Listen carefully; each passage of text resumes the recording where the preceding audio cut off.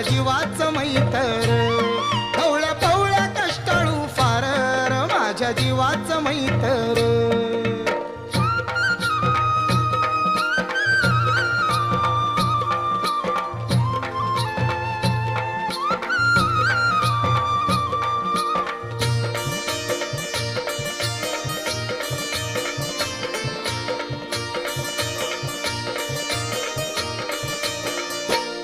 बैल किल्लारी गोठ्यात दोन, त्यांच्या जीवावर